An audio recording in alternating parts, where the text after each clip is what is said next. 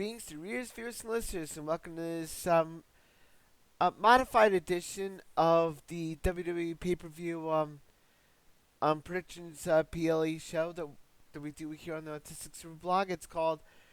Normally it's called the Super Blog Versus, but I felt with what's going on, not only with NXT, Saturday Night's Main Event, and Evolution, I want to bring them all together in one video, so I didn't have to do like two in one and all that stuff. So, for the purposes of today, this is going to be known as the first ever SuperBlog versus TripleHeader.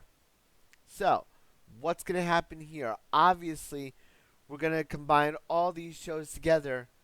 We're going to combine all the prediction shows together to make one video, just so it doesn't go too overboard on certain things. Kind of makes things easier for me, but also gives you guys what you want to hear when it comes to the predictions that I've got going for you.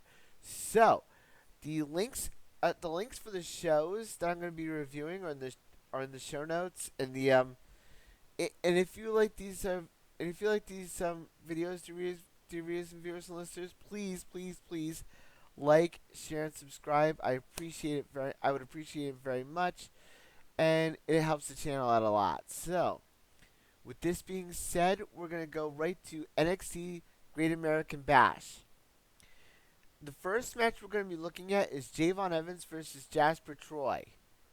Um, I suspect this is gonna be a great match, but I feel like Javon Evans is going to win this one but not without a bit of bit of a help from Jasper Troy. I feel like Jasper Troy is gonna do great, but it's gonna be in a losing effort.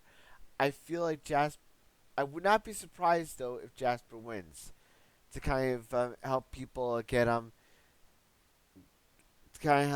over and all that stuff. So we go to a Falls Count Anywhere match for the North American Championship. Ethan Page versus Ricky Saints, two former AEW stars. Ethan Page. I feel like this is Ricky Saints' one to win. I feel like this is Saints' opportunity to win back the championship that he lost, or if he didn't win the championship, this is a way for him to win a title that's eluded him for a while. I'll say this: if Ricky Saints does not win this one, he will win it at the NXT before SummerSlam. Okay, that's gonna be the way I'm thinking about this. Then we have Sol Ruka with Zarya versus Izzy Dame and with Tatum Paxley for the Women's North American Championship. Honestly, with Sol Ruka winning this one, with Sol Ruka, eh, I feel like this one's a little bit of a thing for me because I want people to win, but I feel like Izzy Dame's gonna win this one, but by disqualification, only to bridge this up so that when Sol Ruka wins or gets called up to the main roster, it'll give Izzy Dame something to cheer with when it comes to what she wants. And then we have a tag team match: Blake Monroe versus and Jordan Grace versus Fatal Influence, JC Jane and Fallon Henley with Jasmine Nix.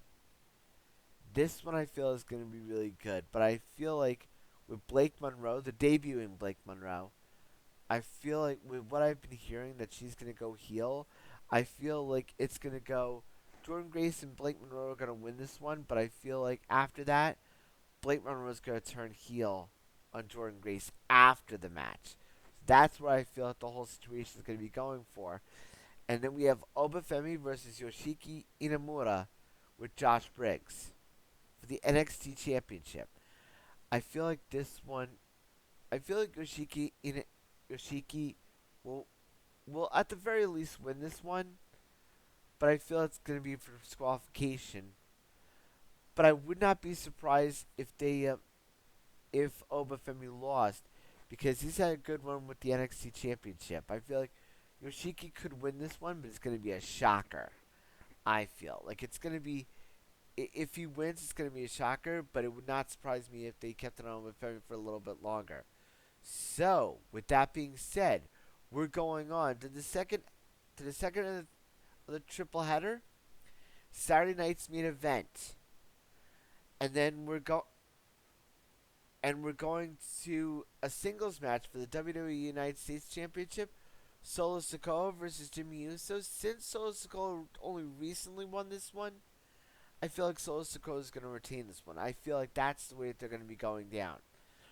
I feel like that is what's going to be going on.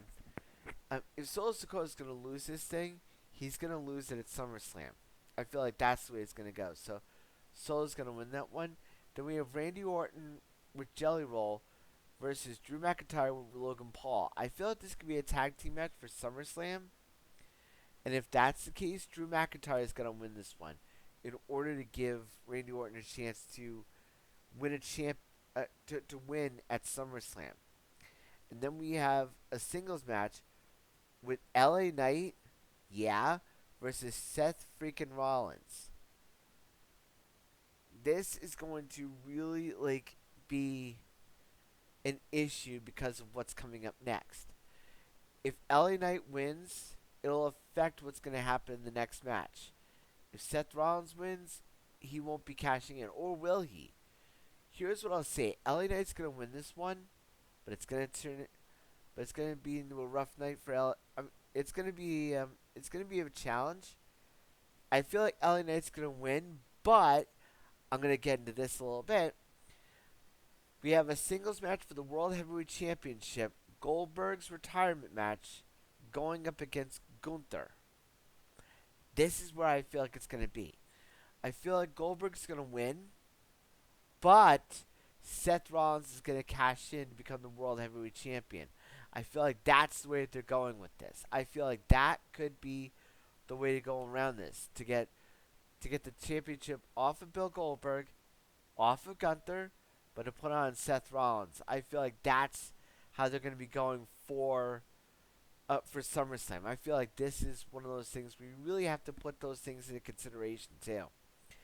And that gets us to the third of the triple header. And you might say the main event, which is the 2025 Evolution. As you might know, this is an all-women's pay-per-view, so I'm going to go through this all with you all, and I feel like this might be the one to really help us out with that. We have Becky Lynch versus Bayley versus Lyra Valkyria in a triple threat match for the WWE Women's Intercontinental Championship. If Becky Lynch is going to lose that championship, it's going to be at SummerSlam. Again, I know I go into this, but I feel like Becky with Bayley and Lyra, I feel like there's a lot that they could do with this. I mean, it feels too sudden to bring those two together and have them play hot potato with a belt. But if I had to pick a winner for this one, I would have to choose Bayley on this. But I would not be surprised if Becky Lynch retained the championship by shenanigans. And then we have Jade Cargill with Bianca Belair in a no-holds-barred match against Naomi. I feel like this is going to be really impressive on my part. I feel like Naomi's going to win only because of something that might come up at SummerSlam. Or it could come up. I'll say that Jade Cargill wins this one. And it'll add into the next match that's going on. Tiffany Stratton defending the WWE Women's Championship against Trish Stratus. I feel like Tiffany Stratton's going to win, but then Naomi's going to cash in on Tiffany. I feel like that's the way they need to go, so that they can have a champion, so they can have Naomi as champion going into SummerSlam, and then, or could be going to Clash in Paris, because we have a Battle Royal coming up for a World Championship match at Clash of Paris. As of right now, the announced participants are Stephanie Vaquer, Ivy Nile, Nia Jax, Nikki Bella, Natalia, Maxine Dupree, Kelani Jordan, Jada Parker, Lola Vice, Lash Legend, Izzy Dame, Tam Paxley, Zelina Vega, Julia, Candice LeRae, B-Fab, Michin, Chelsea Green, Piper Niven, and Alba Fire. I'm going to go with Zelina Vega on this one. I feel like she is due for a World Championship match. I mean, I feel like I feel like it has to happen at some point. I feel like Zelina Vega is due, so do not be surprised if that's the case. And then we have a Fatal 4-Way match for the Women's Tag Team Championship. The Judgment Day, consisting of Raquel Rodriguez and Roxanne Perez, goes up against Charlotte Flair and Alexa Bliss versus Sol Ruka and Zarya versus the Kabuki Warriors, the reunited Kabuki Warriors, as of right now. I'm gonna say that if they don't, if Sol Ruka and Zarya do not win on NXT's Great American Bash, they'll win here. But I would not be surprised if they put the belts on the Kabuki Warriors again. A safe choice, but I feel like that's the one they're going for. I feel like Charlotte Flair and Alexa Bliss are going for SummerSlam, and that might be the way to kind of get people into it. And I feel like it's either going to be against Sol Ruka and Zarya or the Kabuki Warriors. And then we have a singles match for the Women's World Championship. Io Sky defending against Rhea Ripley. I like Rhea Ripley. I think she's amazing. I really do, but I feel like Io Sky is on so much of a roll right now. She needs to win this one. And she needs to win it against Rhea Ripley. And then I'll get us to a singles match for the NXT Women's Championship. JC Jane defending with Fallon Henley and Jasmine Nix against Jordan Grace. I feel like JC Jane's going to lose this one. I feel like Jordan Grace is going to win this one. And she's going to become the World Heavyweight Champion. So I feel like she's going to be the NXT Women's Champion. I feel like that's the way to go. If JC Jane does not lose this one, she loses it at the NXT before SummerSlam. That's how I'm looking at it. So, that's my thing for the triple header right now, dear readers and viewers and listeners. If there are any changes, I don't know about them, and I won't know about them until I see them myself. So, again, if you like these videos, dear readers and viewers and listeners, please check me out here on the Autistic Super channel. You can check me out on Instagram, Facebook, X, all that good stuff. And you can check out all my videos on the Autistic Super blog, WordPress.com. Until next time, dear readers and listeners, stay safe, stay strong, and as always, shine on.